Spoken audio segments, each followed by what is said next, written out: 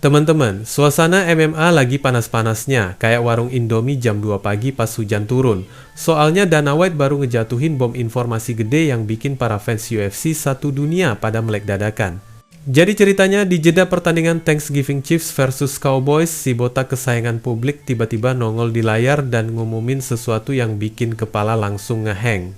Justin The Highlight Gaethje bakal adu nasib lawan Paddy The Baddy Pimblett buat perebutan gelar interim kelas ringan di UFC 324 tanggal 24 Januari. Gaethje versus Paddy Pimblett for the interim title.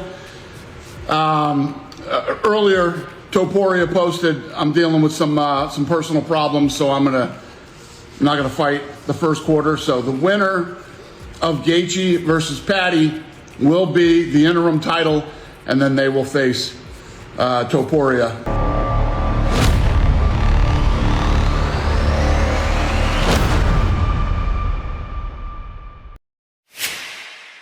Like a test, I better not text or I'll come off desperate. But if I lay down and I play dead and I stay dead, baby you'll get sick of being the monster. Lu bayangin, ini dua orang yang mentalnya udah kayak karakter final boss di game PS2 zaman dulu.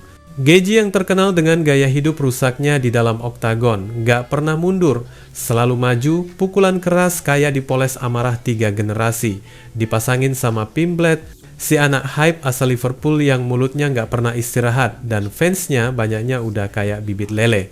Ini pertarungan yang dari sekarang udah kayak panci presto, tinggal nunggu meledaknya doang. Semula pengumuman ini muncul barengan sama satu berita yang bikin fans agak manyun. Ilia Topuria, sang juara ringan, baru ngumumin kalau dia bakal ambil cuti sementara. Katanya dia lagi ada urusan keluarga yang berat dan mau fokus ke anak-anaknya dulu. Intinya, dia lagi masuk fase prioritas hidup di luar oktagon. Dia juga bilang gak mau ngehambat divisi, jadi UFC boleh atur interim fight, dan dia bakal balik kalau semua udah kelar. Nah, begitu kabar itu turun, UFC langsung ngegas Gaethje versus Pimblett jadi jalan ninja yang paling make sense. Dan sekarang dua badut favorit internet ini bakal ngisi T-Mobile Arena buat rebutan sabuk sementara yang nantinya jadi golden ticket buat ngadain perang suci lawan Topuria pas dia balik. Pimblett sendiri lagi naik daun banget. Meskipun fans UFC kadang kejam dan sering lawak soal performanya, popularitas The Baddy ini nggak bisa dipungkiri. Dia sempet isyarat-isyarat soal mau ngeladenin Topuria yang udah beberapa kali cekcok sama dia di luar kandang. Tapi karena Topuria lagi off, ya udah, rencana itu ditunda dulu. Di sisi lain, Gaethje masuk ke fight ini sambil bawa bayangan kekalahan brutal dari Max Holloway yang nge-knockout dia kayak nyabut kabel PS tanpa save. Itu momen yang bikin semua orang terdiam, karena Gaethje yang biasanya tahan banting tiba-tiba tumbang dengan cara paling sinematik.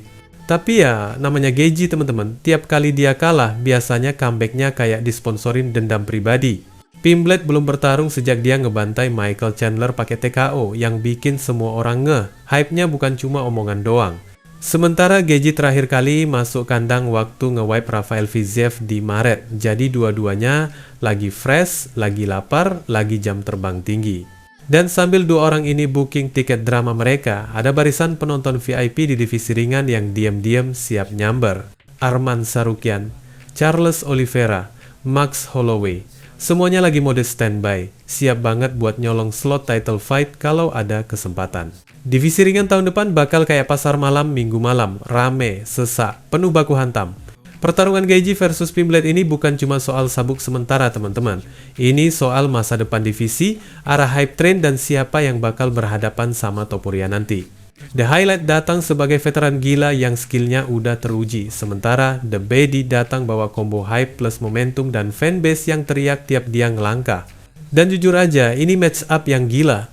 Gaethje jago low kick sadis, ngasih damage kayak rental PS yang disiram cola. Pimblett punya grappling licin dan striking yang makin matang sejak pindah camp. Stylistically, fight ini kayak nonton dua gaya hidup beda tabrakan, yang satu chaos terencana, yang satu chaos bawaan lahir. Intinya, UFC 324 resmi bukan event, tapi festival. Bukan fight card, tapi pesta pora. Dan pemenang Gaethje versus Pimblett itu bukan cuma pemenang sabuk sementara teman-teman. Itu pemenang Golden Pass ke hadapan Ilia Topuria, petarung yang lagi siap balik dan dipanasin isu personal. Namun satu pertanyaan penting, gimana nasib Tsarukyan? Karena siapapun yang menang baik Gaethje dan Pimblett jelas akan dihadapin dengan si Topuria yang ntar juga akan kembali. Carukian kelihatannya harus nonton lagi deh, tapi si botak Dana White emang nggak mikiran perasaan orang ya teman-teman, padahal dia yang paling layak melawan si Topuria. I wish I wasn't struck by Cupid. I wish when I first saw you I knew this. When I'm with you I feel so useless. I feel diluted. My heart's Umar Nurmagomedov versus Figueiredo. And I'm going to announce this for you. 1 week later, we have Alexander Volkanovski versus Diego Lopez. So that's January 31st, UFC 325 from Sydney, Australia. Teman-teman, baru juga UFC ngumumin kartu gila buat awal tahun. Nggak lama kemudian mereka ngedrop satu lagi. UFC 325 di Australia 31 Januari. Dan ini jadi event kedua dari kerjasama gede mereka sama Paramount. Jadi kalau UFC 324 itu pembukaannya, UFC 325 ini kayak episode 2 yang harusnya makin naik tensinya. Tapi, yang terjadi malah bikin fans garuk-garuk kepala. Karena Dana White akhirnya ngumumin bahwa main eventnya adalah rematch Alexander Volkanovski versus Diego Lopez buat perebutan gelar kelas bulu. Yap, rematch, pertarungan yang sama, lawan yang sama. Dan keputusan ini langsung bikin timeline MMA kayak warung internet tahun 2010. Rame, panas, dan penuh debat kusir. Lu bayangin, Volk si legenda Australia, si bapak kelas bulu, si orang yang udah ngancurin banyak karir, udah pernah ngalahin Lopez dengan jelas di pertemuan pertama. Bukan split, bukan debat, tapi 5 ronde bersih. Lopez waktu itu berusaha keras, nyerang sana-sini, tapi hasil akhirnya tetap jauh. Jadi ketika UFC ngumumin fight ini lagi, banyak yang langsung mikir, serius nih, kok balik lagi? Padahal teman-teman, di luar sana ada dua nama yang udah ngetok-ngetok pintu title shot dari tahun lalu, Leron Murphy dan Movsar Evloev. Dua-duanya tuh bukan petarung biasa. Leron Murphy lagi tak terkalahkan dan makin beringas setiap dia masuk kandang, strikingnya rapi, IQ fightingnya pelan-pelan naik. Sementara Evloev, ini mah grappling monster. Si raja kontrol, si paling rapi, si yang bikin semua orang kesal karena susah banget dijatuhin. Kedua orang itu udah lama nunggu gilirannya teman-teman. Nama mereka selalu muncul tiap bahas title picture kelas bulu. Tapi apa yang terjadi? Boom, rematch. Nah, di sini mulai kerasa drama ala Dana White. UFC memang suka cerita besar, suka storyline yang gampang dijual, suka rivalitas yang bisa bikin poster makin panas. Dan Volk versus Lopez punya itu. Ada unsur unfinished business, ada jagoan lokal balik tanding di kampung sendiri, ada angle laga ulang, ada kisah petarung underdog yang dapat kesempatan kedua. Secara marketing, mantap.